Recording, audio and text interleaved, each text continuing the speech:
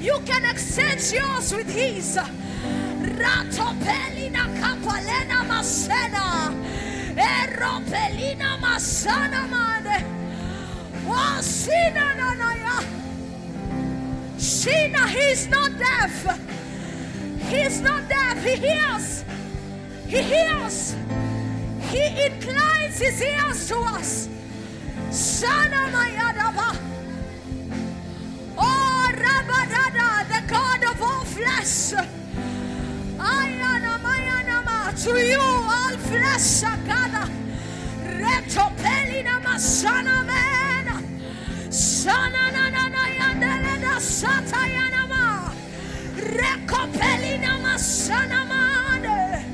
Oh, Rabba, child of God, arise. Your light is come. Arise.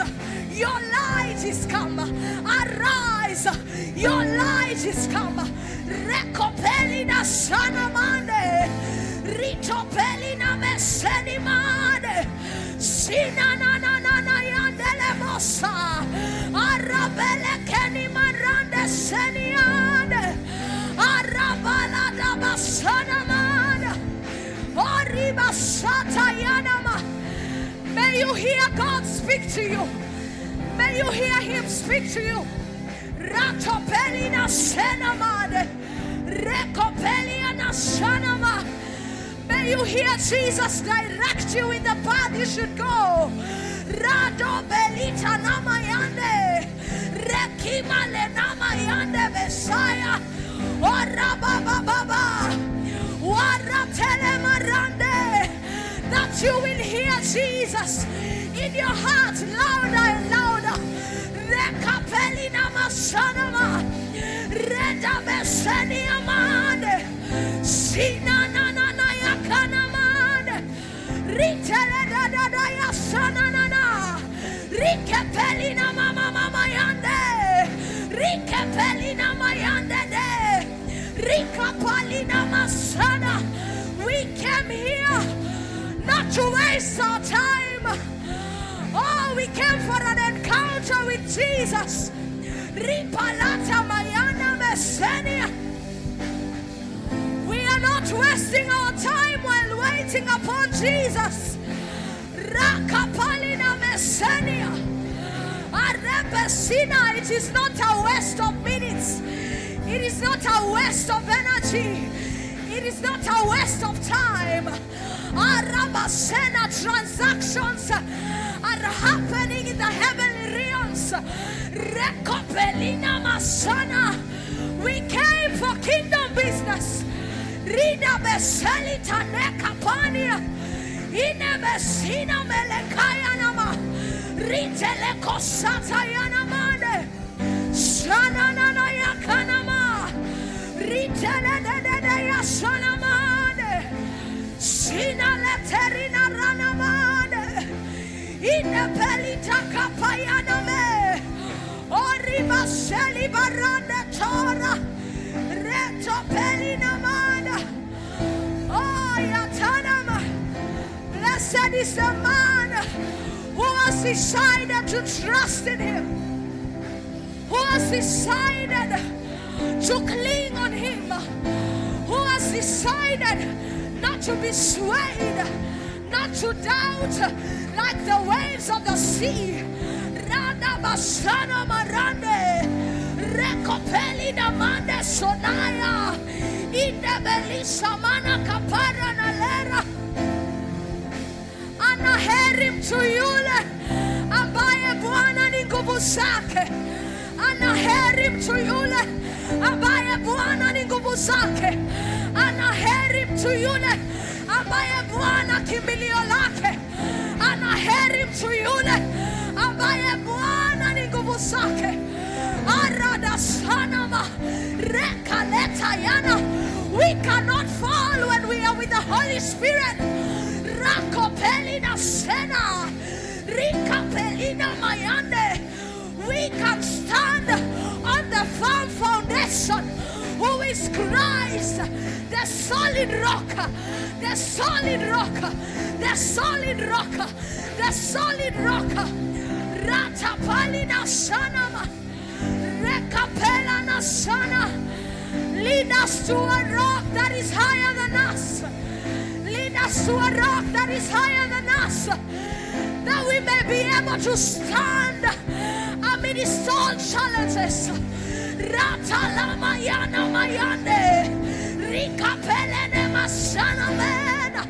Sina mela tayana mayane. Kita payana mayadaba. Repelera basana. Lead me to a rock that is higher than I. Lead me to a rock that is higher than I. Ratapalina Mese. Higher than my thoughts. Higher than my ways. Higher than my ways. Higher than my decisions. Higher than my solutions. Arabasanama. A rock that is higher. Arabesenima. Arabesenima. Erabasande. Rikapalina. Niongoze. Ratabila nanande. Kwa hili jiwe ambalo liko juu zaidi yangu. Rina masana mayandesa. Rebalana Messiah. Christ the firm foundation. Katamarana baya. Sada da da da yanama. Rina da da da da ya pelano sanimane. Sada da da da yanamane. We are not defeated. Rika pelina senamane. Repoledi barasata. He that dwells in us is more powerful. Rika pelina senamane. Rike pelina maradaba. Rite pelina rekate. He is the perfect witness. Rite selianamane. Rike pelina nanana yande. Orabasana marande. Arabalada basanama. Rekapela namayande. Delight in the Lord, the Lord. Rebasana maranda sonanera. You are like a tree planted by the streams of the water. You shall not wither. You shall not wither. Irabesani mandela.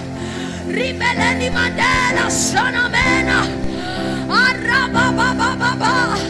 You shall produce your fruit in your season. Rabalada basanamade.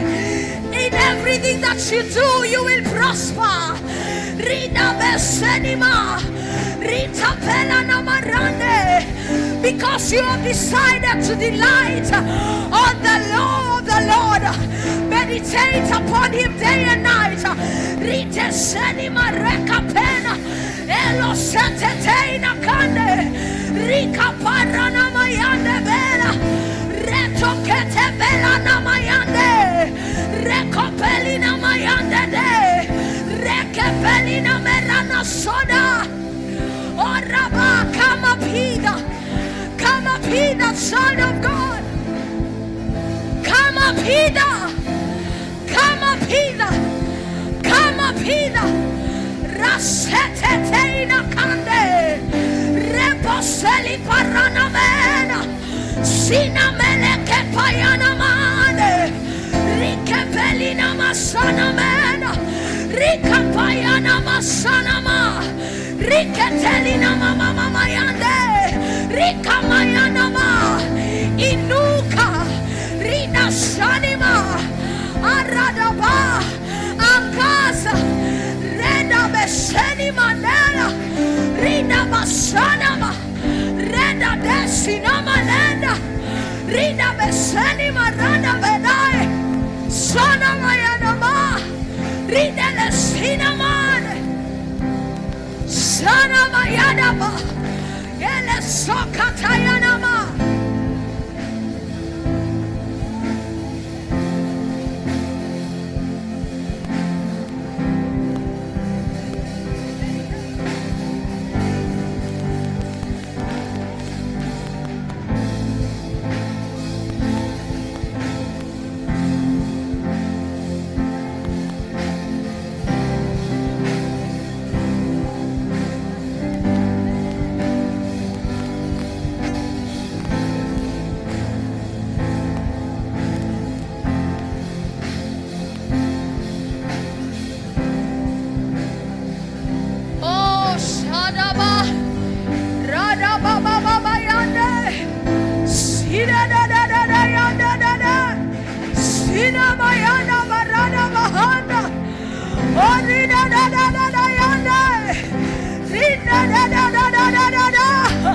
Ripelerina Sani Marane, Ile Pericanana Sonamane, Ile Perina Kayana Mena, Ripalete Tetayanana, Ile Boraseki Palanemane, Ile Belua Somini Kaniamena, Inopeli Takapela Sotale, Areco Pelina Mena, Yatayanama. Recapella daba, recopelina tela combe, ina galua sikina virasamina, entopelia cabeda, enibara somelia, adeco setina nera, ecomelia veraso, icanatula marine, ayada gada gada, recapella nanana yande, ricapesetia, ricapelota capena. Irebesuna nera, itekenia bela sona, eta kosenina nera, itapela kompresenia, inebesuna, irekeni malenda, entopelika, itapeli presas, erokeli barenda, entopelia kamena, inabesetia, rikapelina barande, radadada yasanama. Rakapayana mayane, sina na na na yane, sina na na na na na na na na, sina na na na yane na na na, rikabalina mane ni asana mane, ina masana mane na na na, satole viranena, sikapayana mane, rida.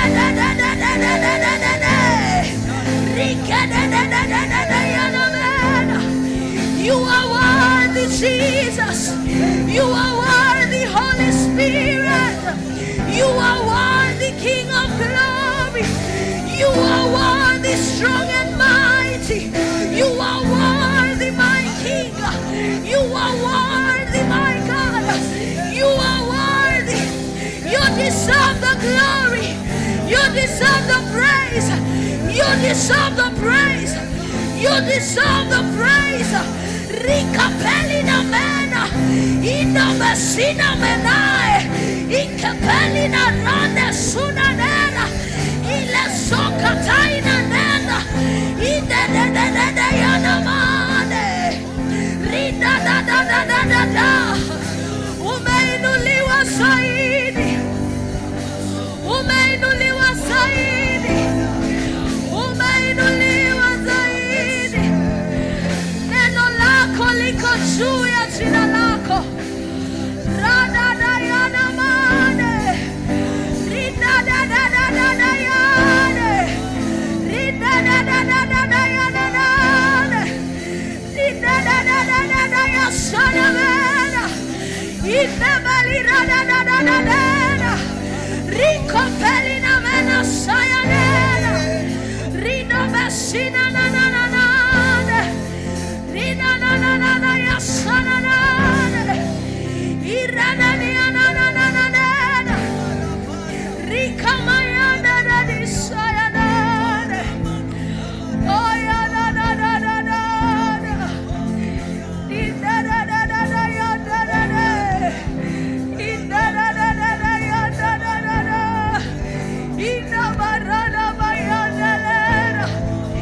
you have never failed, oh God.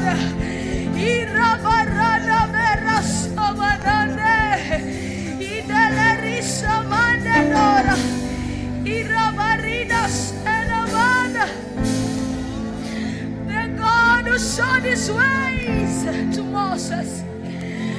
You proved your acts to the people of Israel. You're such a faithful God. You're such a faithful King. You have preserved us by your wings.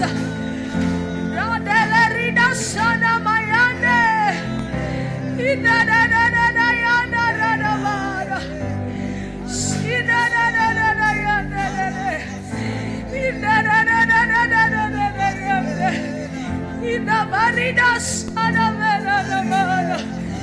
Inalarina mayana merana.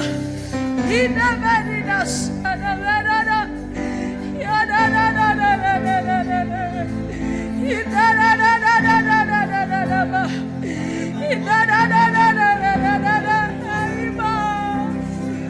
Saidia mtolewa kuamini tena. Saidia mtolewa kuamini tena.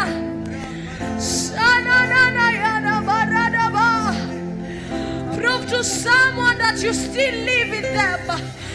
Rina barana bayandes. Inebelina sana bayana. Ineleria sana mane. Inarada da da da yana bara. Irada da da da da yana. Please hold the hand of this person. Lift them up, oh God, that they may worship you again. Rande sina berande bekad. Inelerisa parande bedai. Irabarana masana bana. Give them a testimony of you. Rando besi. Remind them of how you have carried them. Rando sani manenda. Remind them of how you surrounded them. Randele sane benande. Ikanena sona marande seliane. Ridalera basana mande kona. Show them the possibility of running to you again. Inadada yasana manande. Onadada yana marata marane. Sana mayana bahanda. Sana marana bahanda. We worship you, Jesus. We lay our crowns and worship you. We lay our crowns and worship you. We lay our crowns and worship you. We lay our crowns and worship you. We lay them down to worship you. We lay them down to give you praise. We lay them down to bless your name. We lay them down to tell you that you are worthy.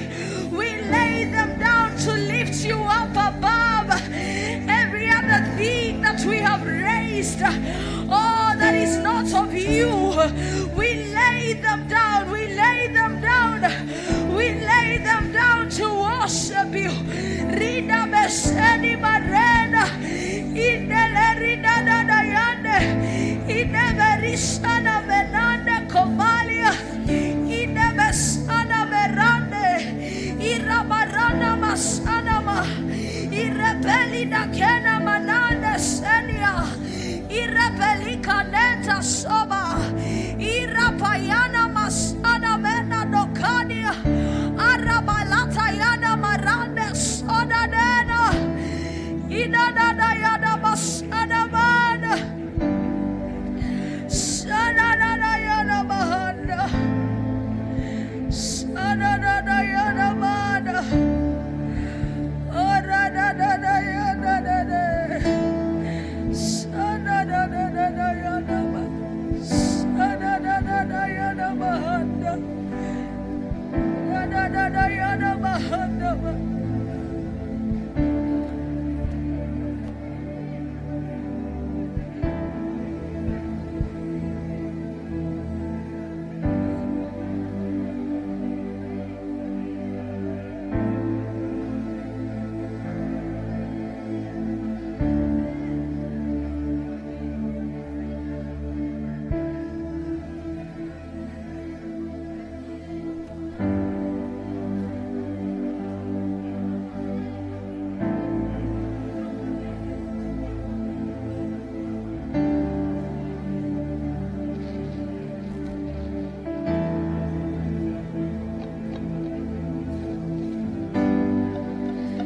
Give us grace to serve you.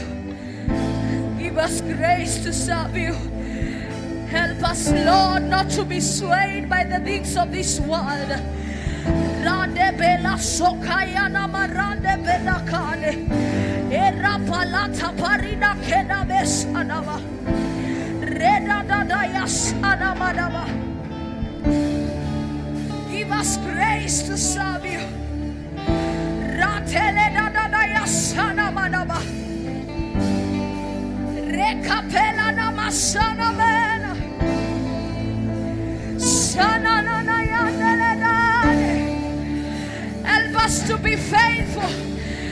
Help us to stick to your cause.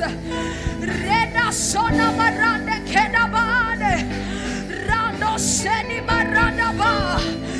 Rekapela na mayande besa. Reno kaya na marande ketaya na ma. Rekopeli na marande kesataya na ma. Rande de yanda baba baba. Rekapela na mayande de mosa. Ratele parana bayande. Sana na na ya na na na. Sana na ya na na na na. Oh ya na na na na na. Bless you, Jesus. We bless you, Holy Spirit. We honor you, our God. Thank you for being with us. Thank you, Jesus, for your grace and mercies. Thank you for this wonderful morning in your presence. For your word says that you are my arm every morning. You are my shield and buckler, oh God. You are my protector, my provider. You keep me, dear Father. My feet did not stumble because you watch over me, Lord. For the Bible says that he that keeps Israel, he neither sleeps nor slumber. Lord, we believe in you this morning. We trust in you this morning, God. You are our only hope and our righteousness, our salvation and our glory. We give you praise, we honor your name. Asante Yesu kwa wema wako. Asante kwa fadhili zako. Wewe ni mwema siku zote. Wewe ni mwema Yesu, haushindwi. Wewe ni mwema, haufananishi. Fadhili zako za milele Bwana. Ndio maana leo tunatamani tukae uweponi mwako tukuabudu. Tunatamani Bwana utudumishe uweponi mwako tukuabudu. In the name of Jesus, in the name of the Lord. Ni tamaa yangu Yesu, tamaa ya moyo wangu ni kuabudu, tamaa ya moyo wangu ni kujue, tamaa ya moyo wangu ni kufahamu Bwana. Nijue njia zako, niyajue mapenzi yako, makusudi yako, nisikie sauti yako Bwana. Ombi langu leo ni kujue Yesu. Natamani nikujue Bwana. Natamani nikuabudu. Niutazame uzuri wako. Nitazame Bwana uzuri wako leo. In the name of Jesus. In the name of the Lord. We worship you, Jesus. We give you praise and honor. We glorify your name, Abba Father. Our prayer and our desire, that we may dwell in your courts, that we may dwell in your presence, and we may worship you, Jesus. Natamani Bwana ni kuabudu. Hili ni ombi langu Yesu. Natamani ya moyo wangu, that I will worship you. I will worship you alone. I will worship you alone as my Father, as my King, my fortress and my peace. I give you praise and honor, Jesus. I worship you, Lord. I give you all the glory. Give you all the praises, Lord. Give you all the glory, Jesus. You alone deserves the praise. You alone deserves the glory. We give you praise and honor. Sante Yesu, Sante Yesu. Nikuabudu Bwana, nikuabudu. Ndiyo tamaa yangu milele, Yesu, nikuabudu. Nikuabudu Bwana, nikuabudu. Ndiyo tamaa yangu milele, Yesu, nikuabudu. Nikuabudu Bwana, nikuabudu. Ni tamaa yangu Yesu, wewe pekee nikuabudu, nikuabudu, nikuabudu Bwana, nikuabudu. Ndiyo tamaa yangu Yesu, ndiyo tamaa yangu milele Yesu, nikuabudu, nikuabudu wewe pekee, nikuabudu Bwana, nikuabudu. Hiyo tamaa, ndiyo tamaa yangu milele siku zote Yesu, nikuabudu, mimi nikuabudu, nikuabudu Bwana, wewe pekee, hiyo ni tamaa yangu, hiyo tamaa yangu. Ngoja Yesu, nikuabudu, sema nikuabudu, nikuabudu. Haja ya moyo wangu ni wewe, tamaa yangu ini la Yesu, msaada wangu, nikuabudu, nikuabudu Bwana Yesu, nikuabudu. Mimi na jamii yangu, hiyo tamaa yangu Yesu, nikuabudu, sema nikuabudu, nikuabudu wewe Yesu, hiyo tamaa yangu Bwana, hiyo tamaa yangu, haja yangu, nikuabudu,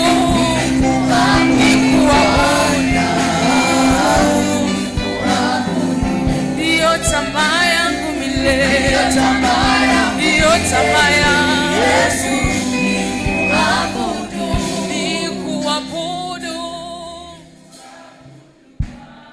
Make it a desire to worship him, the only King of Kings. Milele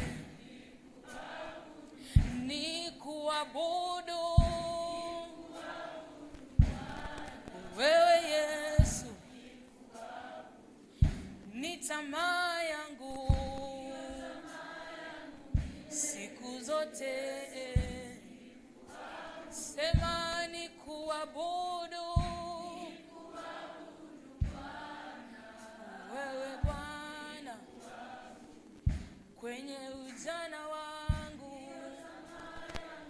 siku zote,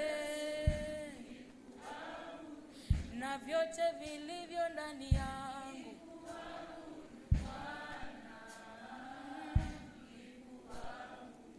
sitachoka Yesu, nitakungoja wewe, sema nikuabudu,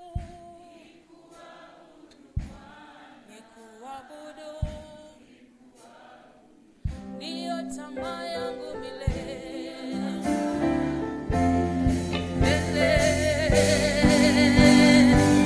ndiyo tamaa yangu milele, ndiyo tamaa yangu, ndiyo tamaa yangu Yesu, ndiyo tamaa yangu milele, ndiyo tamaa yangu, ndiyo tamaa yangu milele Yesu, nikuabudu. Shangilia Yesu kwa makofi. Hallelujah. Amen. It is my desire to worship God. Amen. Are you blessed to be in the house of God? Are you blessed? Amen. The Lord is good. And we are going to praise God this morning. And even before we do that, we want to wish our fathers happy Father's Day. Happy Father's Day. Amen. Can you turn to a father or a potential father next to you and be a happy Father's Day? We celebrate you. We celebrate you. We love you so much, our fathers. Yes, hata wale wenye ni potential, we know you will be fathers one day. Amen. What a joy to be in the house of the Lord. Amen. Are you ready to praise the Lord? Are you ready to? Do you look like somebody who is ready? Shake your neighbor. Make sure your neighbor is ready. Neighbor sizubaye kwa ibada. Amen. We want to praise God with this one song. Wale tulizaliwa 1960, we know that song. Amen. It's about the song that says, Nampenda Yesu. Nampenda, you know the song. Bwana Yesu, nampenda. Amen. See?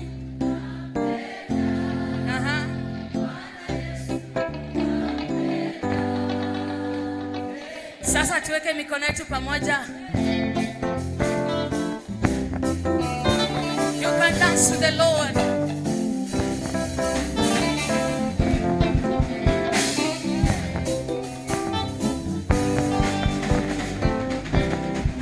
Nampenda Bwana Yesu, nampenda. Amen.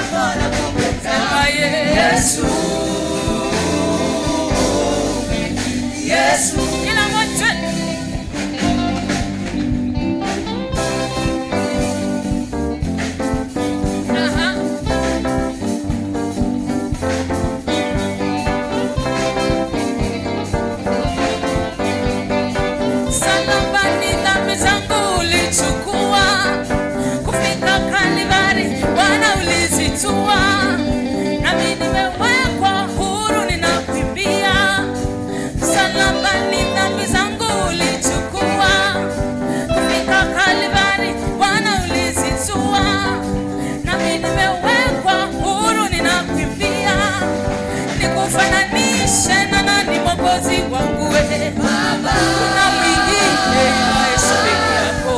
Baba, ni asimame badala yako. Baba, kuna mwingine ila Yesu peke yako. Baba, kufananishe na nani Mwokozi wangu we. Baba, kuna fahari mimi nitakumbia. Baba, ni asimame badala yako. Baba, kuna mwingine ila Yesu peke yako. Baba, ninajua Yesu anipenda mimi. Yesu wewe nakupenda. Bwana Yesu, Yesu wewe nakupenda. Yesu wewe, Yesu wewe nakupenda. Bwana Yesu, Yesu wewe nakupenda. Kama vile wewe ulivyonipenda kwanza nakupenda. Oh Yesu wewe unatoa uhai wako nakupenda. Kama vile wewe ulivyonipenda kwanza nakupenda. Kisha tena unatoa uhai wako nakupenda. Sema Yesu, Yesu. Kila washeni ukizunguka unazunguka. Ehe. Aibo.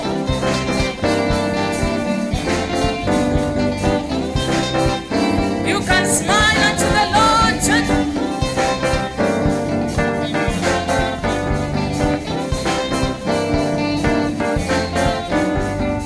Nilipokuwa shetani ulinijua, ndugu na jamaa zangu walinikimbia, lakini Yesu wa huruma ukanihurumia. Nikufananishe na nani Mwokozi wangu we. Baba, fahari mimi ninakumbia. Baba, nani asimame badala yako.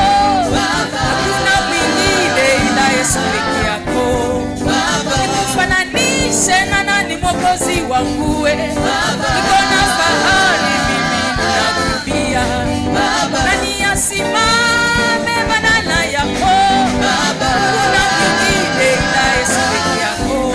Baba, najua Yesu anipenda mimi. Yesu wewe nakupenda. Bwana Yesu, Yesu wewe nakupenda. Huyu Yesu wewe nakupenda. Bwana Yesu, Yesu wewe nakupenda. Kama vile wewe ulivyonipenda kwanza nakupenda. Kisha tena unatoa uhai wako nakupenda. Kama vile ulivyonipenda kwanza nakupenda. Kisha tena unatoa uhai wako nakupenda. Kama Yesu, Yesu, Yesu shamba na vigelegele.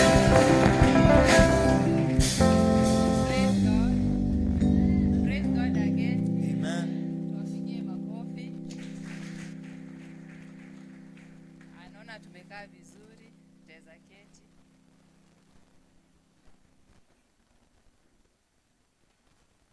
Praise God again. Praise God again. Simchangamke. Si leo ni Father's Day. Wa wish tena happy Father's Day. Aha, hapa ni KAG Embu. It's not business as usual. It is business unusual. Mwaka huu nitawaongoza. Kiongozi mzuri upeleka watu mahali hawataki kuenda.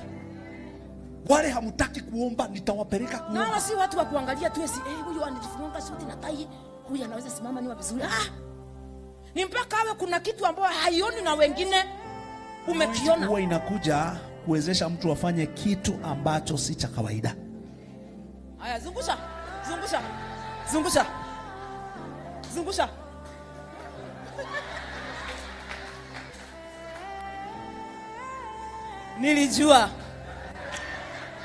Nilijua mtu ambaye anakuinfluence ni mpaka hawe tayari kukushikia kamba na kuzungushia.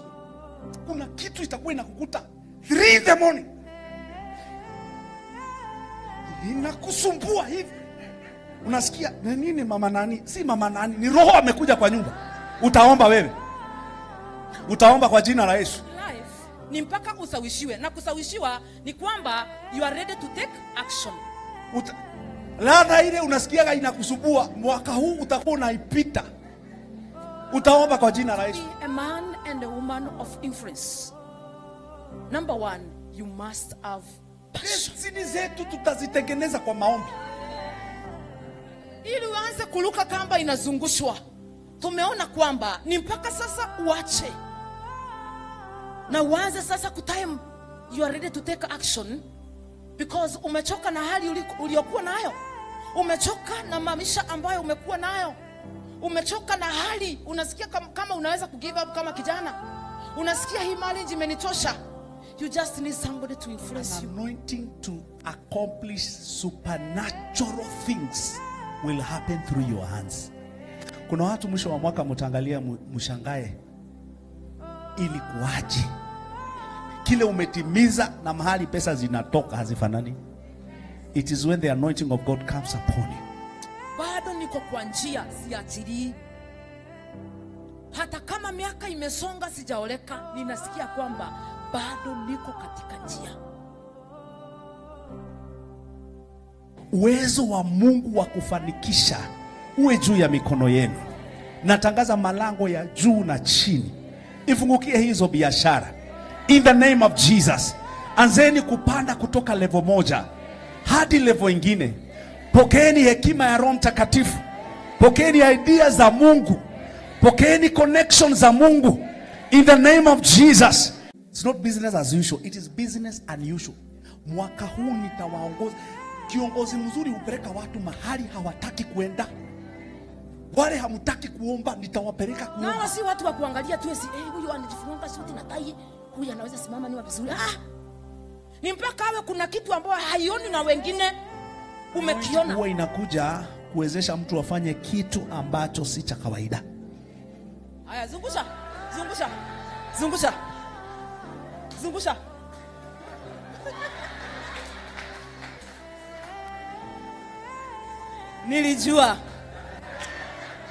Nilijua mtu ambaye anakuinfluence ni mpaka hawe tayari kukushikia kamba na kuzungushia. Kuna kitu itakuwa inakukuta 3 in the morning. Inakusumbua hivi. Unasikia nini mama nani? Si mama nani, ni roho amekuja kwa nyumba. Utaomba wewe.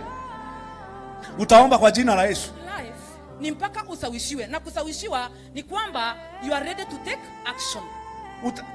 Ladha ile unasikiaga inakusumbua, mwaka huu utakuwa unaipita. Utaomba kwa jina la Yesu. Be a man and a woman of influence. Number one, you must have passion. Destiny zetu tutazitengeneza kwa maombi. Ili uanze kuruka kamba inazungushwa. Tumeona kwamba ni mpaka sasa uache. Na uanze sasa kutime. You are ready to take action. Because umechoka na hali uliokuwa nayo. Umechoka na maisha ambayo umekuwa nayo. Umechoka na hali unasikia kama unaweza kugive up kama kijana. Unasikia hii marriage imenitosha. You just need somebody to influence you. Anointing to accomplish supernatural things will happen through your hands. Kuna watu mwisho wa mwaka mtaangalia mshangae ili kuaje. Kile umetimiza na mahali pesa zinatoka hazifanani. It is when the anointing of God comes upon you. Bado niko kwa njia siachili. Hata kama miaka imesonga sijaoleka, ninasikia kwamba bado niko katika njia. Uwezo wa Mungu wa kufanikisha uwe juu ya mikono yenu. Natangaza malango ya juu na chini ifungukie hizo biashara. In the name of Jesus. Anzeni kupanda kutoka level moja hadi level ingine. Pokeeni hekima ya Roho Mtakatifu. Pokeeni idea za Mungu. Pokeeni connection za Mungu. In the name of Jesus. It's not business as usual. It is business unusual. Mwaka huu nitawaongoza. Kiongozi mzuri upeleka watu mahali hawataki kuenda. Wale hamtaki kuomba nitawapeleka kuomba. Na si watu wa kuangalia tu esi huyu anajifunga suti na tai, huyu anaweza simama ni vizuri. Ni mpaka awe kuna kitu ambacho haioni na wengine umekiona. Huwa inakuja kuwezesha mtu afanye kitu ambacho si cha kawaida. Haya, zungusha. Zungusha. Zungusha. Zungusha.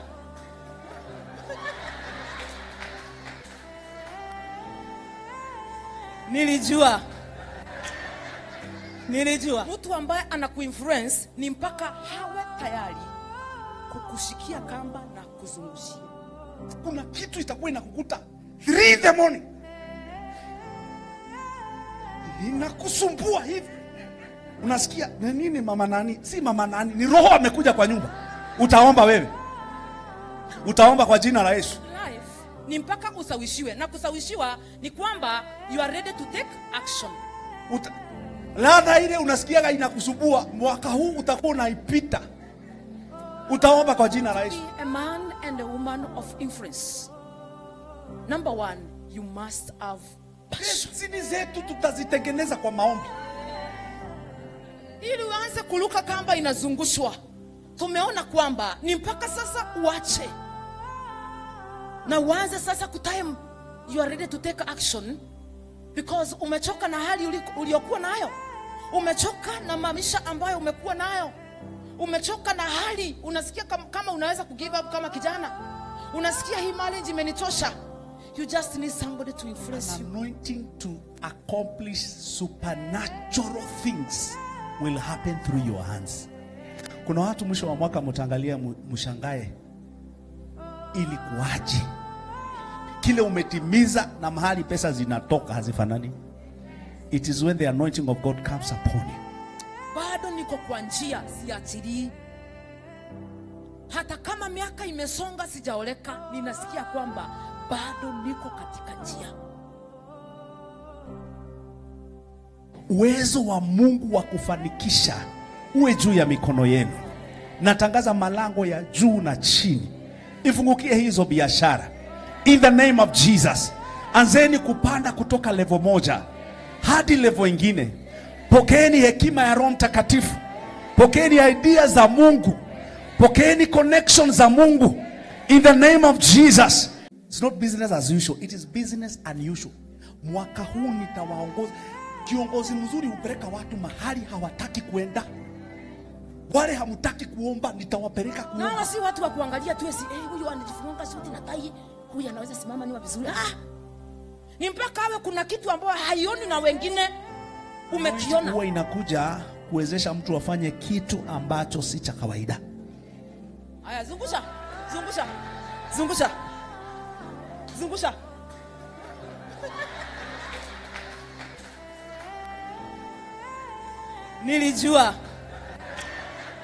Nilijua mtu ambaye anakuinfluence ni mpaka hawe tayari kukushikia kamba na kuzungushia. Kuna kitu itakuwa inakukuta 3 in the morning, inakusumbua hivi, unasikia nini? Mama nani? Si mama nani, ni roho amekuja kwa nyumba. Utaomba wewe, utaomba kwa jina la Yesu. Life ni mpaka usawishiwe, na kusawishiwa ni kwamba you are ready to take action. Ladha ile unasikiaga inakusumbua, mwaka huu utakuwa unaipita. Utaomba kwa jina la Yesu. Be a man and a woman of influence. Number 1, you must have passion. Destiny zetu tutazitengeneza kwa maombi. Ili uanze kuruka kamba inazungushwa, tumeona kwamba ni mpaka sasa uache na uanze sasa kutime you are ready to take action, because umechoka na hali uliokuwa nayo. Umechoka na maisha ambayo umekuwa nayo. Umechoka na hali unasikia kama unaweza kugive up kama kijana. Unasikia hii marriage imenitosha. You just need somebody to influence you. Anointing to accomplish supernatural things will happen through your hands. Kuna watu mwisho wa mwaka mtangalia mshangae ili kuaje. Kile umetimiza na mahali pesa zinatoka hazifanani. It is when the anointing of God comes upon you. Bado niko kwa njia. Your hands to Jesus and tell him thank you for being a good king. Thank you, Jesus. Shana na na na. Oh oh oh. Wewe ndiwe Mungu, mfalme mwema.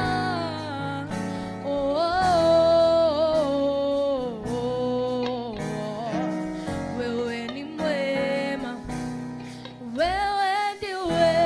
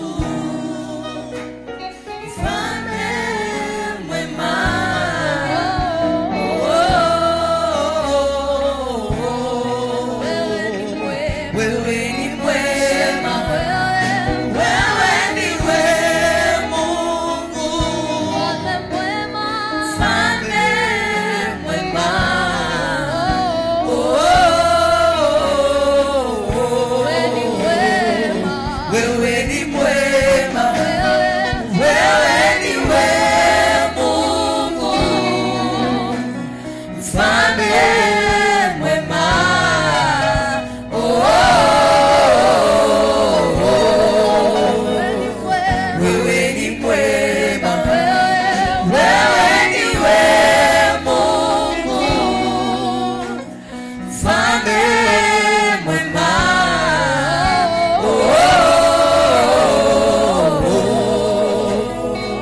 Wewe ni mwema, ni mwema. Na, na, na, na. Wewe ni mwema. Ni mwema. Wewe ni mwema. Wewe ni mwema. wewe ni mwema, Mwema. wewe ni mwema, wewe ni mwema, Wewe ni mwema. wewe ni mwema, Wewe ni mwema. wewe ni mwema, wewe ni mwema, wewe ni mwema, wewe ni mwema, wewe ni mwema, Inua mikono, mwambie Yesu, wewe ni mwema, wewe ni mwema, wewe ni mwema. wewe ni mwema, Yesu, wewe ni mwema. wewe ni mwema, Tumeona mkono wako, wewe ni mwema, wewe unastahili wewe. wewe ni mwema, Wewe ni mwema. wewe ni mwema, Yesu, wewe ni mwema, wewe ni mwema. Tunakuinua, hakuna kama wewe. wewe ni mwema, Wewe ni mwema, wewe ni mwema, tena, wewe ni mwema leo.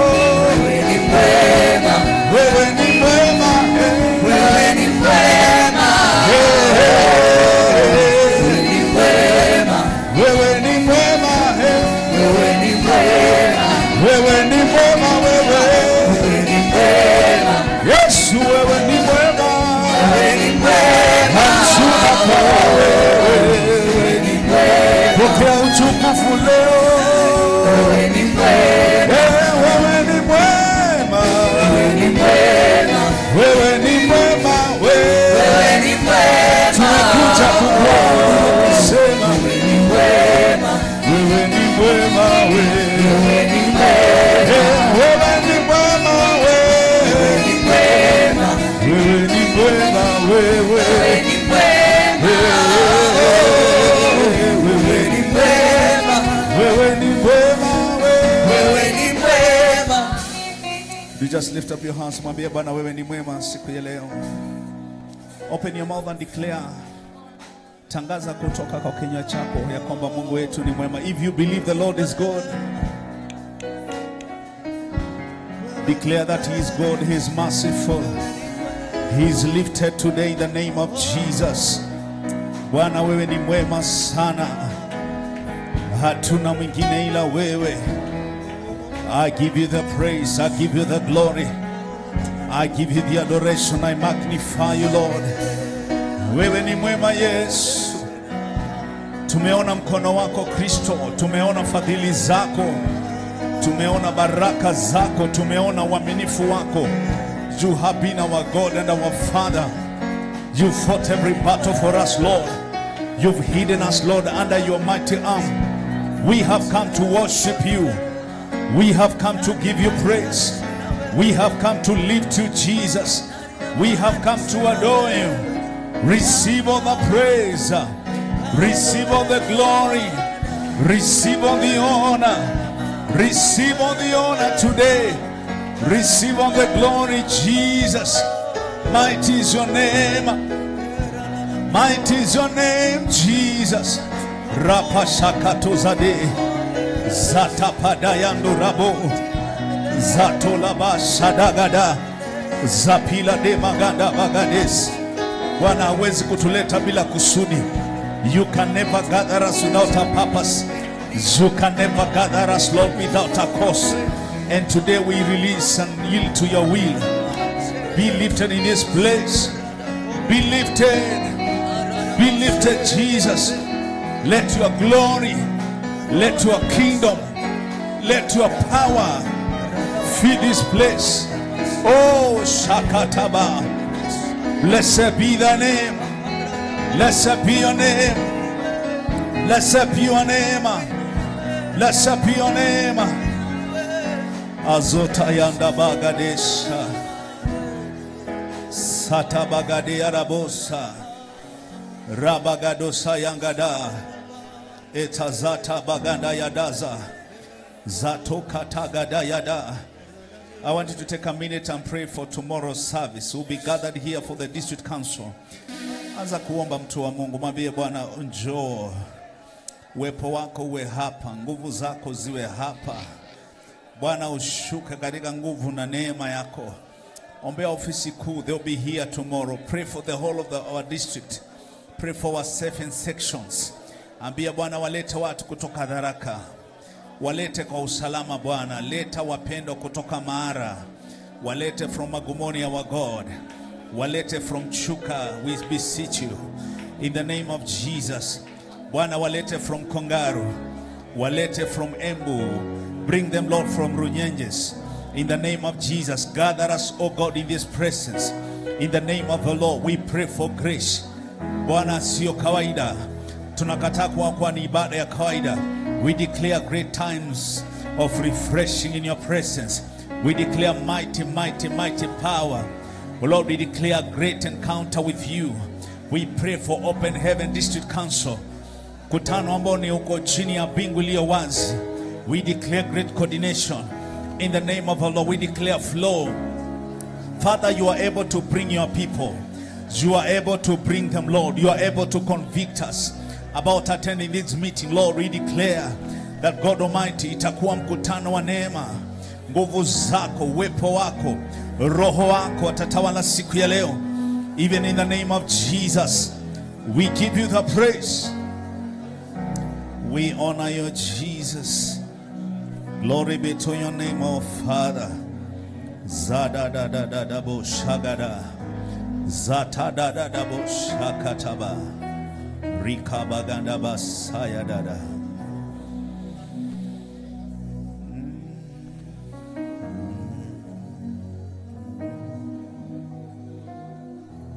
Naleta sadaka za sifa kwako Bwana.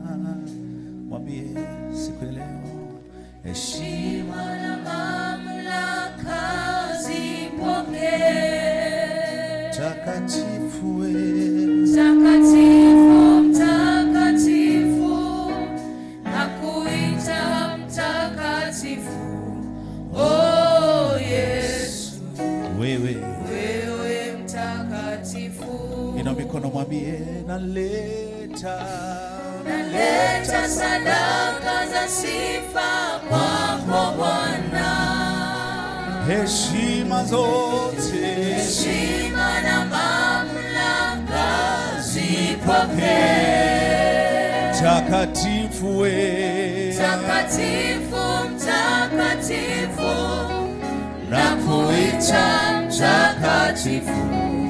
Oh Yesu, wewe mtakatifu. Unaweza fanya bora kuliko yote, nasema naleta sadaka za sifa. Worship Jesus. kwako Bwana. Oh, heshima zote. Heshima na mamlaka Heshima zote. zipokee. Wewe peke yako na sahili leo. Mtakatifu, mtakatifu, Takatifu ni wewe. nakuita mtakatifu. Oh Yesu, wewe mtakatifu. Baba wetu, leo tumekusanyika hapa kwa sababu wewe ni mtakatifu. Mungu mwenye enzi na neema yote. You have never gathered your people in vain. Hii inatupatia ujasiri hata leo hatujakusanyika hapa bure. Njoo Yesu, zungumzia maisha ya kila mmoja. Zungumzia maisha ya wale ambao wanatu watch live. Tukitoka hapa tukisema indeed Bwana ulikuwa katikati yetu. Nipe neno Bwana, na nipe ufasaha na upako nizungumze neno lako kama vile unavyopenda. Kwa Yesu Kristo tunaomba na kuamini. Weka mikono pamoja, mpigie Yesu makofi. Patia Yesu shangwe na vigelegele siku ya leo. Amen, amen, amen, amen, amen. Bwana Yesu asifiwe sana. Na wasalimu nyote hivi, Bwana asifiwe. Wow, it's great to be here. Please turn to your neighbor and shake their hand and be, this is the best place to be. Be the house of God. Amen. Would you put your hands together as we welcome those that are watching us live? Amen. Amen. I request you to take your seats. In Jesus' name. Thank you, praise team. Thank you. The Lord bless you. Hallelujah. Bwana Yesu asifiwe. Tunamshukuru Mungu sana sababu ya fadhili zake na wema wake. Nashukuru Bwana sababu ya kunipa nafasi kuleta neno la Bwana kwenu. Ninamfurahia Yesu. Nataka tuingie kwa neno la Mungu. Muda wetu ni mfupi. Tuna mambo mengi ya kufanya leo na tunaamini Mungu kwamba yote yatafanyika. Amen. Deuteronomy chapter number 2. Deuteronomy chapter 2. We'll read verse number 24. Deuteronomy chapter 2. Verse number 24.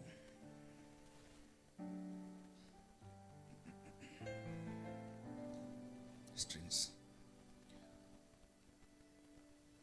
Bible says, rise, take your journey, and cross over the river Arnon. Look, I have given into your hand Sihon, the Amorite, king of Heshbon, and his land. Begin to possess it and engage him in battle. Let's continue. This day I will begin to put the dread and fear of you among the nations under the whole heaven, who shall hear the report of you and shall tremble and be in anguish because of you. And I sent messengers from the wilderness of Kedemoth to Sihon, king of Heshbon, with the words of peace, saying, verse 27, let me pass through your land. I'll keep strictly to the road, and I will turn neither to the right nor to the left. Let's continue. You shall sell me food for money, that I may eat, and give me water for money, that I may drink. Only let me pass through on foot. Just as the descendants of Esau who dwelt in Seir, and the Moabites who dwell in Ai, did for me, until I crossed the Jordan to the land which the Lord our God is giving us. But Sihon, king of Heshbon, would not let us pass through. For the Lord your God hardened his spirit and made his heart obstinate, that he might deliver him into your hand as it is this day. Verse 31. And the Lord said to me, see, I have begun to give Sihon and his land over you. Begin to possess it, that you may inherit his land. Verse 32. Then Sihon and all his people came out against us to fight at Jahaz. The last verse. And the Lord our God delivered him over to us. So we defeated him, his sons, and all his people. May the Lord bless his word. I say, may the Lord bless his word. Jude chapter 1 verse 3. Jude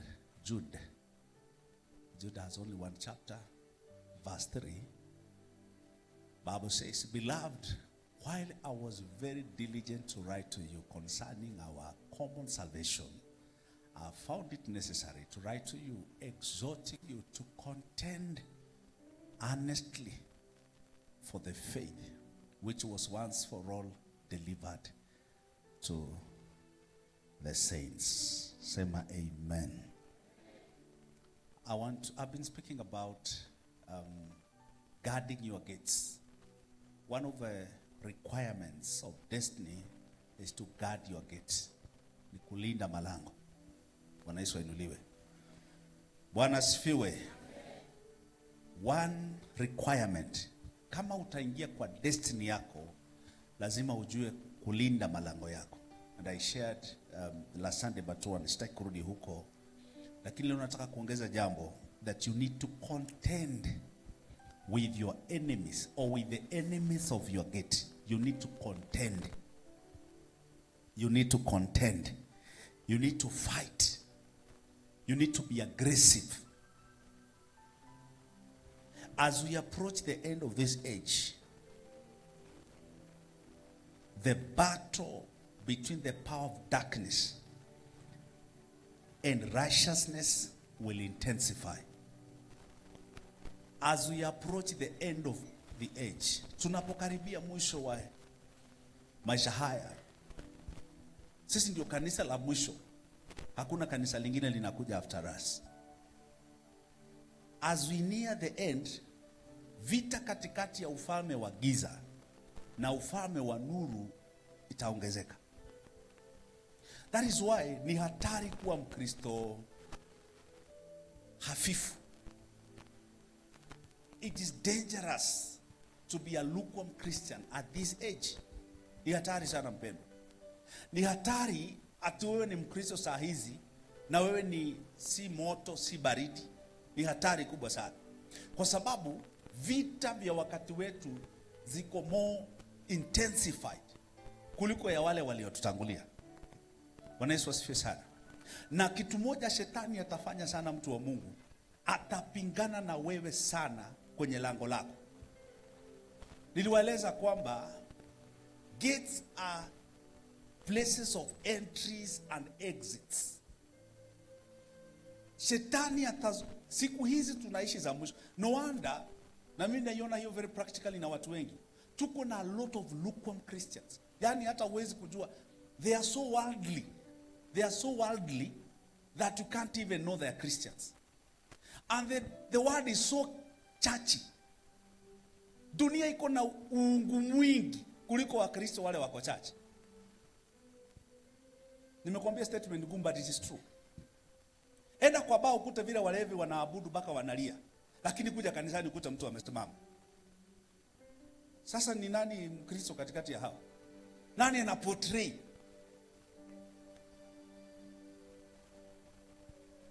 Vita moja tutapigana nao siku za mwisho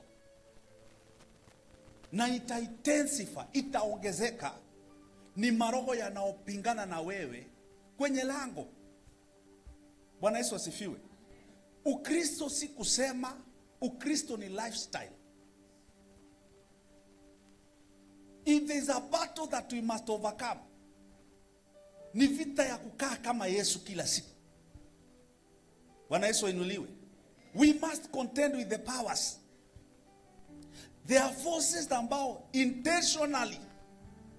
No wonder Jude, hata tukianzia hapa Jude, Paul anaandikia Jude, anamwambia, while I was very diligent to write to you concerning common salvation, nilikuwa na bidii sana niwaandikie kuhusu wokovu.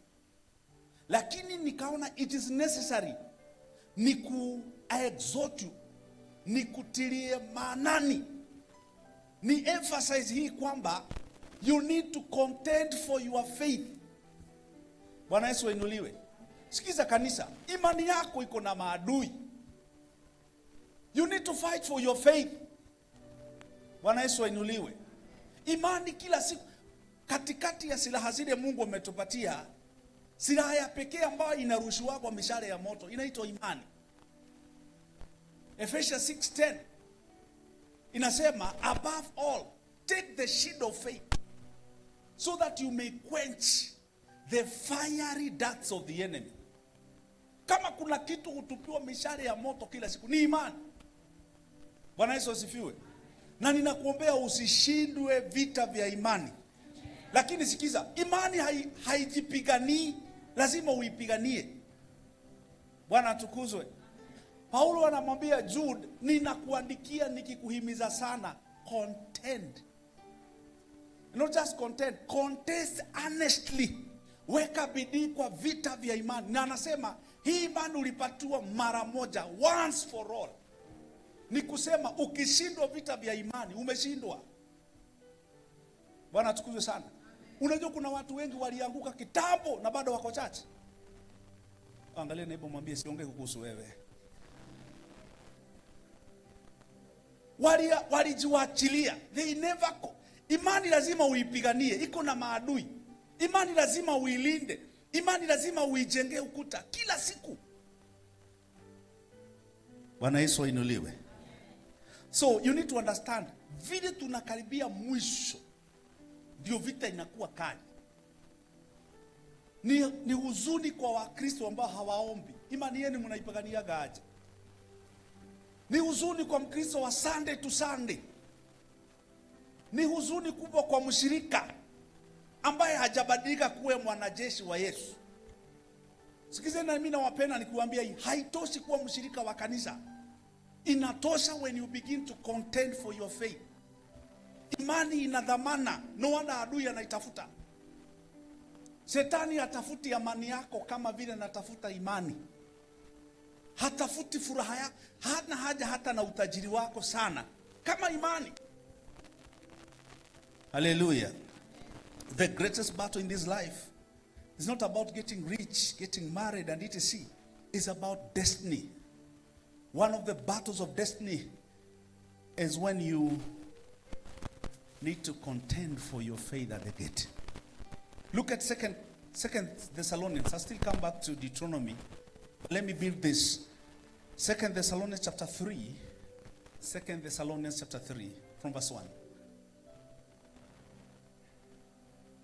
Paul anaambia watu, pray for us. I want you to give me your attention. Look at this scripture. It says, Paul says, finally brethren.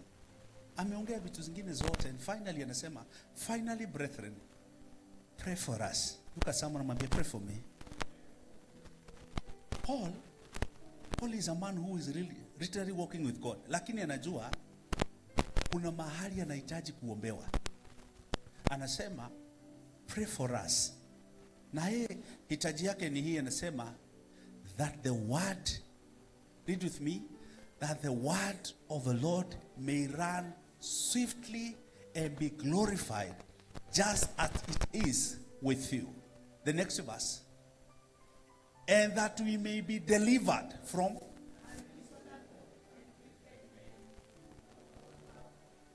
Amen. Paul anasema, wapendwa mtuombee ili neno la Mungu so that the word of God may run swiftly.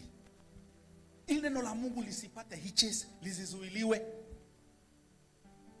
Hachi hapo anasema, mnapoomba kwamba tunapohubiri neno la Mungu lisizuiliwe, na mtuombee so that we may be delivered from unreasonable, not from the devil. You see, hauna adui shetani tu, una adui watu. Nikuongelesha dakika moja. You have unreasonable men. Mimi sio kama umekutana na watu. Mtu unreasonable ni mtu, Kiswahili ni nani? Simu niongeleshe jameni. Mtu unreasonable? Amjui? Mtu hafikiri? Mtu hana akili? Sidio? Someone who is not reasoning.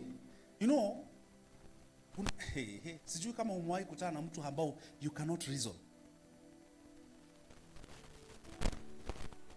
You know, tunaweza, we can reason na to disagree. Tuna reason. Lakini mtu unreasonable, yani level yake ya kufikiria iko chini sana. Paul anasema kitu moja tunaomba mtuombee ni watu unreasonable. Niliona mtu mmoja huko online jana, mtu ana kichwa mzuri. I mean, I'm looking for a better one. Reasoning yake iko chini. Anasema ati hizo barua mnasomaga church. Barua iliandikwa wa Galatia, nyinyi wa Galatia. Iliandikwa wa Korintho, nyinyi wa Korintho. Mkiambiwa hapo msioe wako wawili. How do you reason with such a person? Reasoning yake iko chini. kuna kitu mtu wa Mungu ninakuombea the next 6 months Mungu akuokoe. Ni watu ambao hawana akili. Do you know it is very difficult to reason with a fool? Bible inasema ni heri kukutana na dubu ikuwe imenyang'anya watoto kuliko kukutana na mpumbavu na upumbavu wake. Ni maandiko hiyo. Paulo anasema tuombeeni, tuwe delivered, tuepushanwe na unreasonable and wicked people. Na wao Bible inasema wao si wa imani, kwa hivyo wao ni adui wa imani. Bwana Yesu ainuliwe sana. Napenda nikuambie hii, na sina nia ya kuweka chuki kwa roho yako, lakini nina nia ya kuweka tahadhari ya kwamba huku duniani tunaishi kuna watu unreasonable, kuna watu wicked. Bible inasema tuombewe, tuepushane na wao. Sema amina. You need to contend. Kuna mahali Yesu alisema tujiepushe na shetani na watu. Hey. Bwana Yesu ainuliwe. Let's go back to Deuteronomy chapter 2. Verse number 24. God gives instructions to Moses. Anamwambia Moses, rise, inuka, anza safari, cross the river Arnon. Na anamwambia I have given you, not I will give you, I have already given you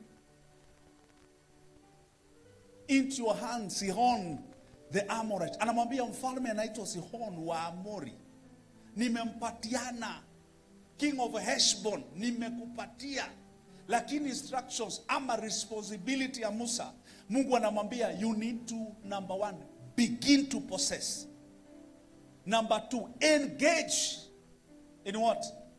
In battle. Mungu anaambia Moses, kiza, hata kama nimekupatia, kuna sehemu yako lazima uwe a fighter. Bwana Yesu ainuliwe. Lango lako linahitaji mtu ambaye anajua vita. God tells Moses you need to engage him.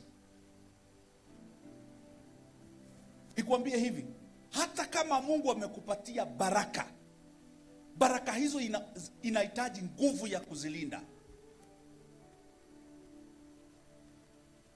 Ni kama uwe na mlango na hufungi, adui atatumia huo mlango. God tells Moses, I have given Sihon into your hand, begin to possess his land and engage him in battle. Anza kupigana. Maandiko inasema verse 25, Musa amepewa instructions, begin to possess and engage him in battle. Verse 25 inasema Mungu mpaka anamwambia hata nimekurahisishia kazi, kuanzia leo nimeachilia hofu, uoga. Mataifa wote watakuwa na tetemeka wakikusikia. Watakuwa na hofu wakisikia Musa na Israeli wanakuja. Mungu amehakikisha ya kwamba kazi ya Moses is just to take possession, is to engage in battle. But the Bible says, verse 26, oh Moses, Musa ameambiwa pigana. Moses anafanya nini? Bible says, and I sent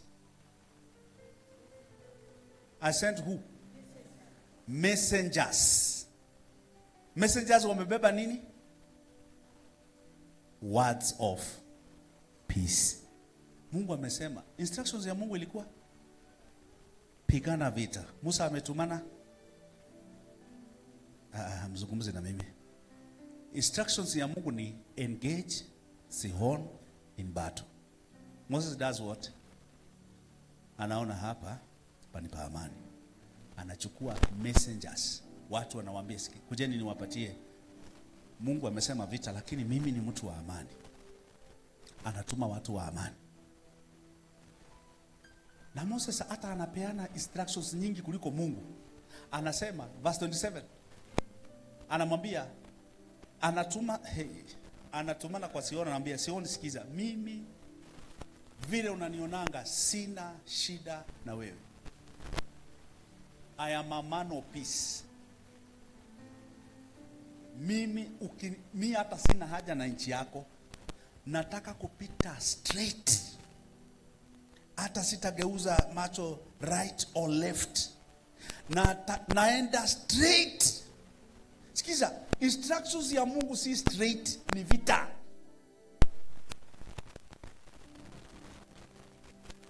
Unashindwa kwa sababu ulibadilisha instructions.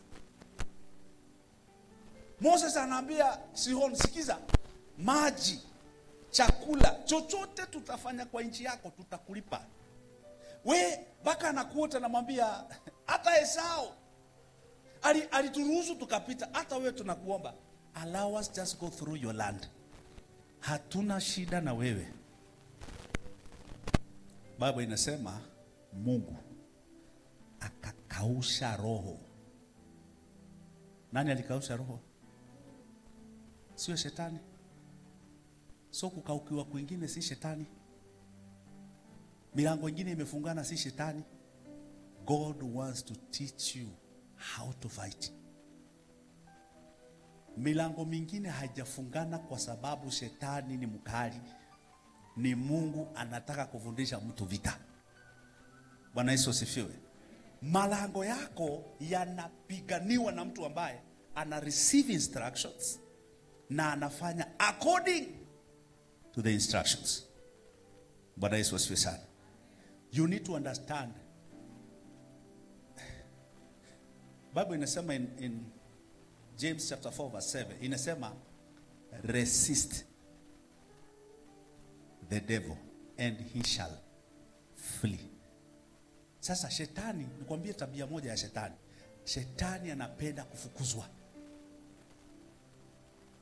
Tashika hiyo, tanikurudie. Shetani anapenda kupingwa. Submit then resist. Sasa when you begin to engage him kwa mazungumzo, you are going against the law of God, the will of God, the purpose of God. And number 2, unazuia. Shetani hapendi mazungumzo ya amani. Hawezi kuondoka until force is exerted on him. Hawezi kuondoka.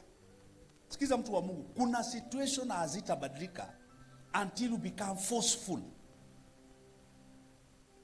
Bwana tukuzwe sana. So the enemies at the gate wataondoka tu when you and me engage in battle. So from that example ya Musa tunaona nini? Maadui wa lango hawaondoki kama wewe si mtu wa vita. Na hii vita hata utapiganiwa, utajipigania mwenyewe. We don't carry the same destiny. Tuna hatima tofauti. Let me give you 3 examples in the Bible ya watu ambao vita vyao vya hatima havikuanza walipozaliwa, vilianza before they were born. The enemies at your gate walijiposition zamani kabla uje wewe. Judges chapter 13 verse 1. Judges 13:1. Turn away hapo 13:1. It says, again the children of Israel did evil in the sight of the Lord, and the Lord delivered them into the hand of the Philistines for 40 years. 40 years is a very long time. Verse 2. Now there was a certain man from Zorah of the family of the Danites, whose name was Manoah, and his wife was barren and had no children. Verse 3. And the angel of the Lord appeared to the woman and said to her, indeed now you are barren and have borne no children, but you shall conceive and bear a son. Verse 4. Now therefore please be careful not to drink wine or similar drink, nor not to eat anything unclean. Verse 5, the last verse. For behold, you shall conceive and bear a son, and no razor shall come upon his head, for the child shall be a Nazarite to God from the womb, and he shall begin to deliver Israel out of the hand of the Philistines. Now, nataka tuangalie verse 1 and verse 5. Verse 1, maandiko inasema, na the Israelites wakafanya dhambi mbele za Mungu, na Bible inasema Mungu akawapeana kwa mikono ya Wafilisti for 40 years. 40 years. Verse 5. Nimeruka 2, 3, 4. Verse 5 inasema wazazi wa Samson wanapewa instruction, wanaambia ule mtoto atazaliwa si mtoto wa kawaida, atakuwa Nazarite to God, atatengwa kwa Mungu akiwa hata kwa tumbo ya mama yake.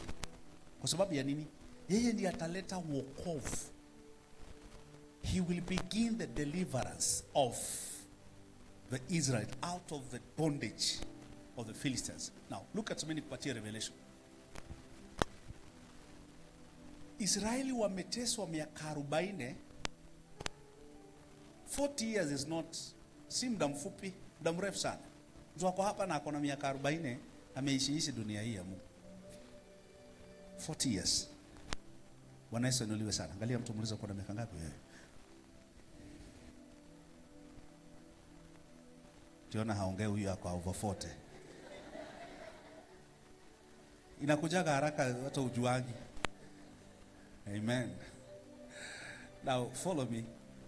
Yani for 40 years Waisraeli wameteswa, lakini in the mind of God anajua a deliverer will be born. So Samson akizaliwa hivi, vita inaanza kwa maisha yake. Maisha ya Samson ni vita throughout. Why? He is a deliverer.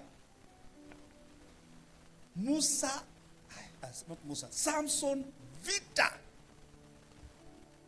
Hata hizi conditions Mungu anaweka ni vita tupu. Na kama mama Samson angesikia kunywa mvinyo, apatwe na ile inaitwa aje? Yes, imetoka hapa. Craving, aseme baba Samson kuja na mungari. Unajua craving inaweza itisha vitu hata they don't exist. Tusiende hiyo direction.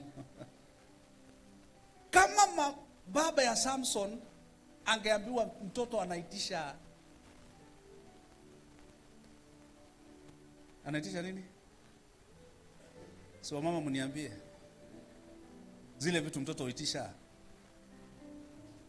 Okay. Imagine na ikuwe ni very sincere, huyo mama anasikia kunywa pombe, craving tu ya ajabu, lakini anakumbuka I am under oath, wacha mtoto hata mimi siwezi. Hiyo ni vita tu. Si kuna wamama hulewa na wana ujauzito wako kwa ibada.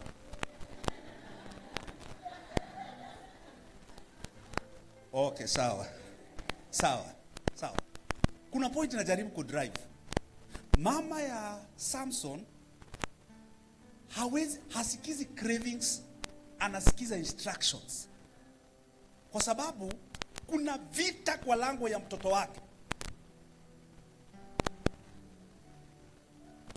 Hawezi mnyoa nywele hata wakati ana feel hii nywele ya mtoto wangu haikae vizuri.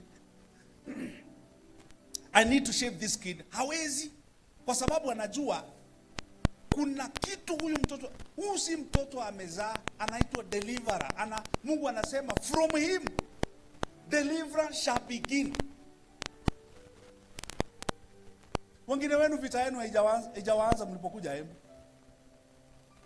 Iliposemekana kwamba mtoto atazaliwa kwenu, vita ilianza siku hiyo. And sometimes you wonder, kwa nini mimi nakaa kama vita yangu ni unique kuliko watu wengine? Mbona mimi si napitia hali ambazo watu wengine hawapitii? Niko na jibu kwako.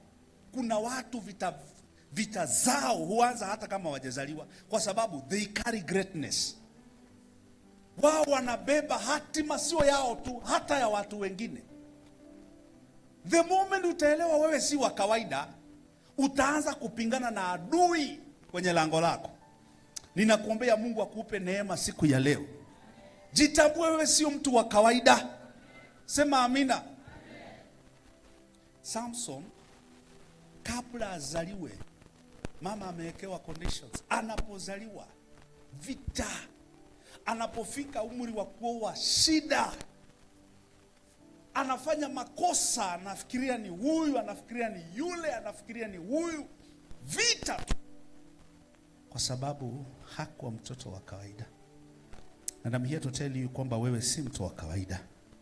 Sema mimi si wa kawaida. Unajua ukikaa kama mtu wa kawaida,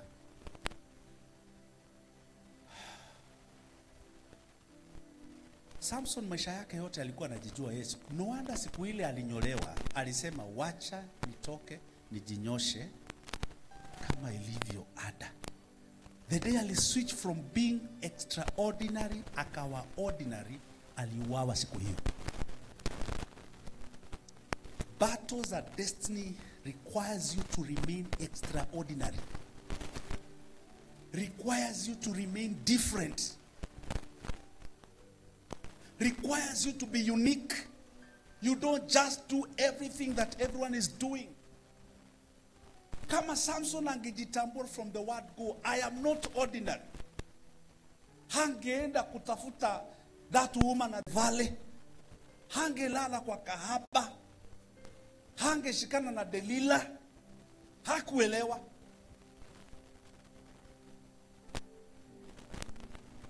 I have no time to read about, but I give you the scripture.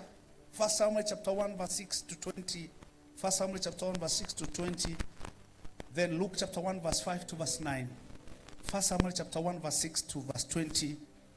And then Luke chapter 1 verse 5 to 9. Verse 5 to 9. Lakini wacha ni quote. 1 Samuel chapter 1 verse 6. Kuna mama hapa anaitwa Anna. Bible inasema alikuwa na uchungu kwa roho yake kwa sababu hana mtoto. Alafu ako na rival, mke mwenza ambaye anamprovoke. Bible inasema year after year. The provocation za Penina zilikuwa mwaka baada ya mwaka mwingine. But they pushed Anna to the altar. Kwa nini Anna alikuwa anakuwa provoked? Kwa sababu kile ana atazaa si kitu cha kawaida. Some of the provocations zinatakana kukuonesha you are not ordinary. Some of the battles should open your eyes to understand I am not ordinary. Wakati wa Anna kulikuwa na kina mama wengi possibly hawakuwa na watoto. But the case of Anna is different because anaenda kuzaa prophet. Mama ya John the Baptist anaitwa Elizabeth. She's an old woman, well stricken in years. The husband is also very old. Wanapewa mtoto with instructions. Thank God. John the Baptist followed the instructions. John the Baptist followed the instructions. Aliambiwa wewe utakuwa naishi jangwani. He lived there. Hakuvaa nguo kama mimi na wewe. Alivaa ngozi. Hakujiita jina. Hakusema my name is John. Alikuwa sema my name is Sauti. Naitwa Sauti. Nani yako hapa anaweza taka kuitwa Sauti? Yeye alikuwa anakula nzige na asali. Vitu viwili. Hiyo menu kupata ni shida. Kupata asali ni vita na nyuki. Kukamata nzige ni mbio kila siku. Lakini alielewa I am not ordinary. John the Baptist mpaka anasema mimi nipungue, wewe uongezeke. Watu wanapojaribu kupoint greatness to him, anasema no, behold the Lamb of God. John is the only prophet ambao Yesu alipokuja aliambia watu follow him. I was only a forerunner.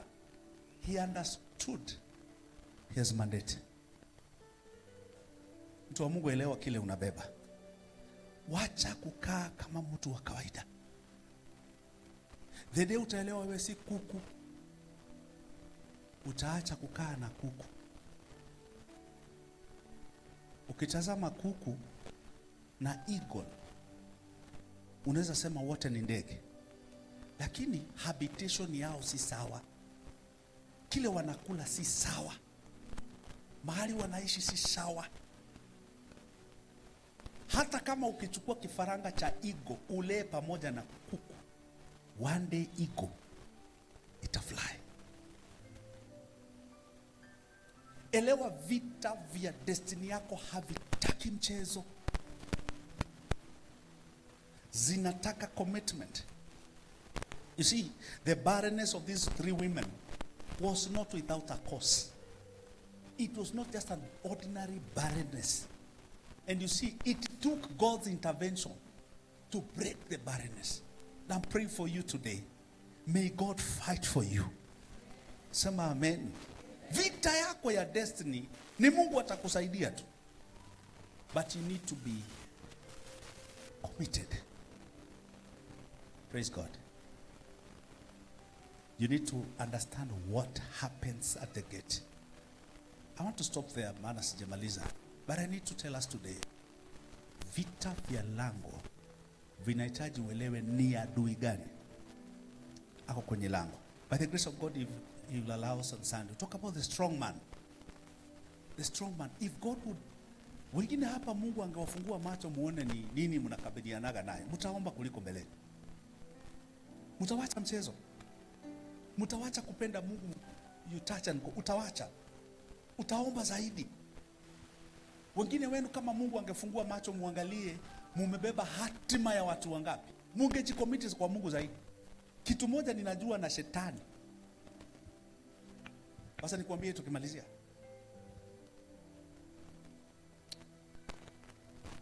Bato moja ya mtu wako na greatness na shetani humrushia hiyo vita kila siku ni kuwa passive. Kuwa passive ni kukua tu, uko tu. Haugrow, hauongezeki na haikusumbui. Yani, acha ni kuchallenge. You just come to church tu. Unakucha, unaketi kwa hiyo kiti yako, unasikiza word, unaenda ear in, ear out, ear in, ear out. You're not growing, you're not changing, you're not getting transformed. Haujipati challenge, umerushiwa kitu inaitwa passiveness. Uko tu. Hata huyo mtu ukimzungumzia na kuambianga niko tu. Unaendelea aje? Niko tu. Kazi iko aje? Kungangana tu. Kungangana tu. Yaani huyo mtu haja define kile anataka. Unaendelea aje? Niko tu. Niko tu. Nimeenda kukalisha kazi. Ani tu hako tu. Unataka, God anataka nini na wewe? Sielewangi. Sijuangi. Mimi nangojanga. Unangoja nani? Kitu moja unatakana kushinda ni kuwa passive. Unanielewa watu wa Mungu? Kama kuna roho ya kushinda ni kuwa passive. Uko tu. Yani uogopi, utishwi. Hakuna kitu kubwa kwako. Ukiona mtu anasema mimi hakuna kitu kubwa naonaga, uko na shida. Unataka na kutishwa na vile unakaa. You should be very concerned. Hata unajua mimi nakanga pale naona sometimes kuna watu tuko kwa ibada, kwa maombi, kuna watu wanapiga story. Wengine mdomo hivi tu. Watu wako deep in prayer. prayer, amesimama tu. Mwingine simu inalia tu kama hiyo. Oh, sorry. Nimetumia tu kwa mfano, don't get me wrong. You should be concerned. Unatakana ku take stock your life. Are you really growing? Kama vile walimu husummon watoto kwa ofisi, alimpatia assignment. Alafu anamuuliza, did you do the assignment? And kids are so keen to do the assignment. Sindio? Juzi maisana amefanya nirudi kwa shule. Amekuja nyumbani at 4. Ananiambia, daddy, kitabu ya assignment iko kwa shule. Na mwalimu ameniambia nikikosa kufanya assignment, nitaona vile nitaona. Lakini sasa nikaona huyu mtoto kesho wataambiana mzuri na mwalimu. I took him back to the school. Akachukua assignment. We came back. Na ananiambia, daddy, mwalimu amesema usign. Paka mwalimu anataka ni sign. Kwa sababu ni assignment. Watu wa Mungu, assignment ya Mungu juu ya maisha yako. Are you really serious about it? Do you know you are a woman and a man of God with assignment? Kama Mungu akikwambia kuja kwa ofisi yangu na file yako ikifunguliwa, tuko June, umefanya nini? If you tell God, mimi ni member wa KAG, umeanguka. Is more than being a member. Bible inasema kwa Acts 13:36. Kwa nini nasikia Mungu ananielekeza? Wacha niwaambie tu, tawaambia bila kusema sorry. Bible inasema, and when David, 13:36 Acts, when David had served the purposes of God in his own generation, he fell asleep and he was buried with his fathers and he decayed. When David had served in his own generation by the will of God. Let's NIV. Please, for when David had served God's purposes in his own generation, he fell asleep. He was buried with his fathers. His body decayed. Can I tell you the truth? Hauko hapa milele. Na siongei kuhusu kukufa. Usikufe haraka, ishi siku nyingi mtu wa Mungu. But listen. Kuna purpose ya Mungu in your generation. Sasa kizazi ikipita, purpose ya hiyo generation imepita. Sasa wewe utakuwa umeoza. Okay, nilisema hapa singine kwa madhabahu, and which is true. Ukifikisha miaka 40 unaacha mchezo. Kwa sababu generation moja ina miaka 40. Sasa kama kuna mambo hukufanya from year 1 to year 40, I am sorry, hutaweza kufanya. Hutaweza. Kama uko 40 na unajaribu kuwa Gen Z, utakuwa irrelevant. Hao vijana watakushindwa sana. Ujaribu kuvaa kama wao. Sasa mnaona mzee Cyrus akija church na clocks. Na ile long iko na blada hapa chini. Vijana watakushindwa. Where were you? Kuna purpose ya Mungu for your generation. Serve it. Usikae tu.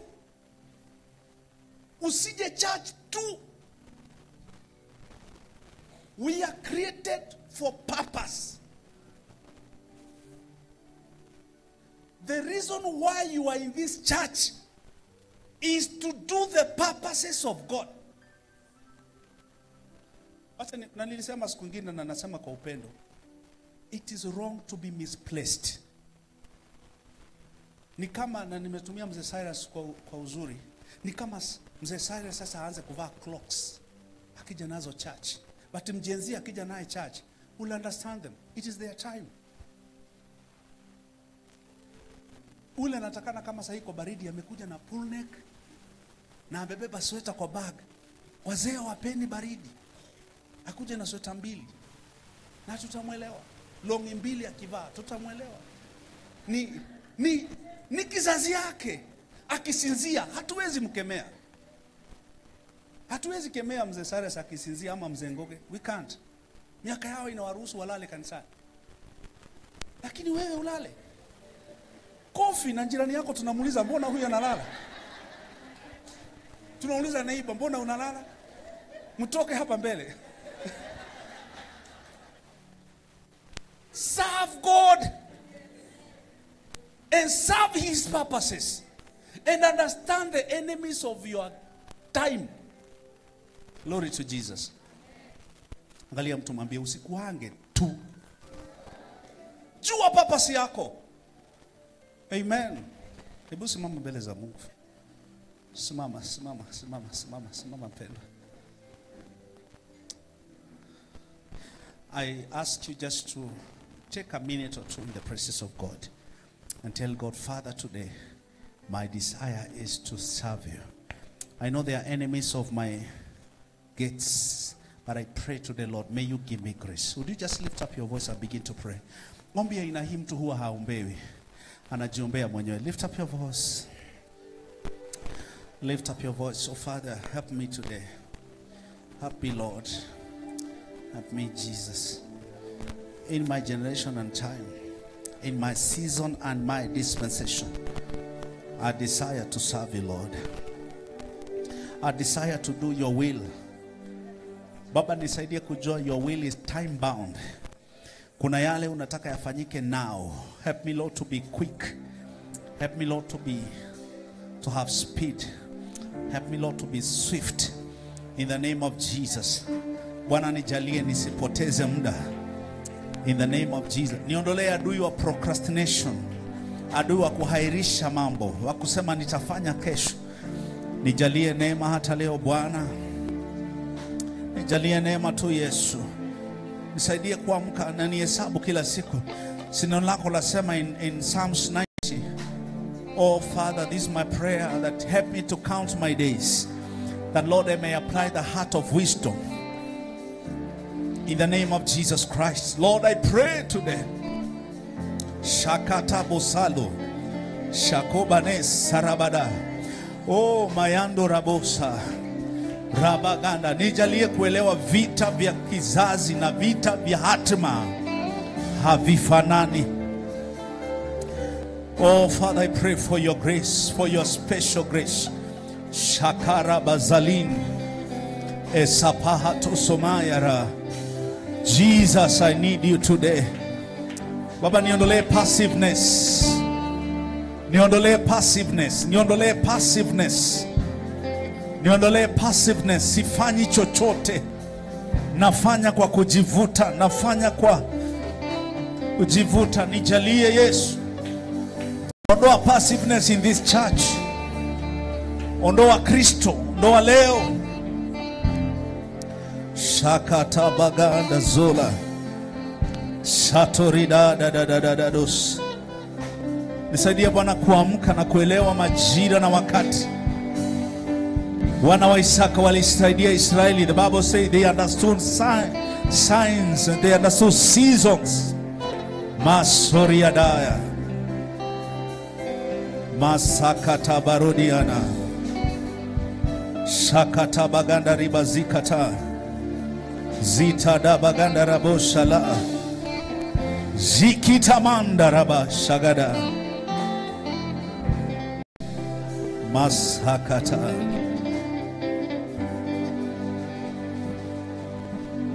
Raba baba raba bosa. Sato yanda boshara.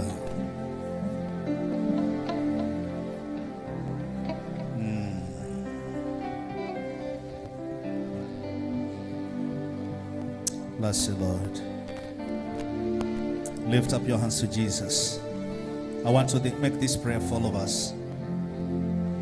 Baba Yesu, Mfalme mwema mtakatifu, tunakuamini leo. Wewe ni Mungu wa seasons and dispensation. Unasema in your word in Genesis ya kwamba seed time and harvest time shall never cease every time the earth exists. Baba, tusaidie kuelewa seasons of sowing, seasons of reaping. Tujalie Bwana kuelewa your purposes in our generation. Tuondolee passiveness. Bwana, ninaomba neno hili lilete changamoto kwa roho ya mtu ambaye amekwepo tu ya kwamba kuanzia leo ataanza kupasiu makusudi yako juu ya maisha yake. Tubariki kama kanisa, tutembee na wewe kwa majira haya. Kwa Kristo Yesu tunaomba na kuamini. Patie Yesu makofi mazuri. Amen.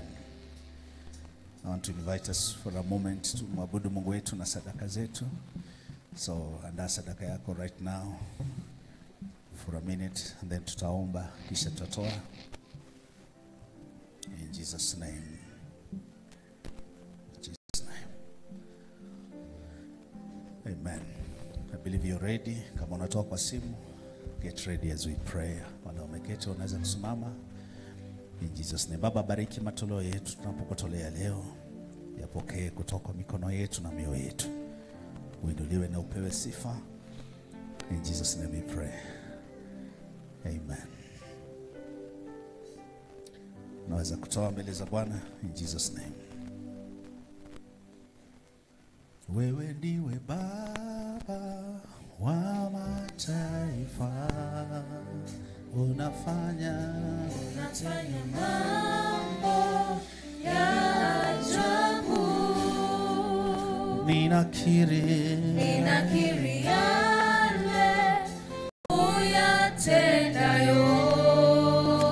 Hakika wewe ni mwema. Wewe ndiwe Baba wa mataifa, unafanya mambo ya ajabu. Ninakiri yale uyatendayo. Hakika wewe ni mwema. Wewe ni mwema. Haufananishi. Wewe ni mwema Bwana. Wewe ni mwema. Haufananishi. Wewe ni mwema Bwana. Amen. Thank you. Please take your seats. Nauliza wale wanatoa fungu zao za 10, tafadhali njooni. Njooni saa hizi in Jesus name. Naja mbele zako Mungu wangu, nikiwa nazo heshima zote. Ninakiri yale uyatendayo. Hakika wewe ni mwema. Naja mbele zako Mungu wangu, nikiwa nazo heshima zote. Ninakiri yale uyatendayo. Hakika wewe ni mwema. Amen. Just worship Jesus, worship him, and place a demand in the name of the Lord. Rasho bagade salam. Sato tatatado shadadadaba sokarabaganda. Zotisha liganaya mahando robo sikaraba shatos. We bless you, Jesus. Bless you, Lord. Baba wetu, nasema asante mbele zako kwa hawa watu wako. Umebariki kazi ya mikono yao, wamekuja na sehemu ya 10. Sehemu hii Baba ina demand mbele zako kwamba uwabariki. Kama mtumishi wako nanyosha mkono wangu na kutamka baraka kwa jina la Yesu. Milango iliyo wazi iwe portion yenu. In the name of Jesus. Mshinde maadui kwenye lango. Natangaza kwamba financial strength iwe portion yenu kwa jina la Yesu. Wanawatangulia na fungue milango. I declare this blessing over you now. In the name of the Father, the Son, the Holy Spirit. Amen. God bless you. Wewe ni mwema. Wewe ni mwema.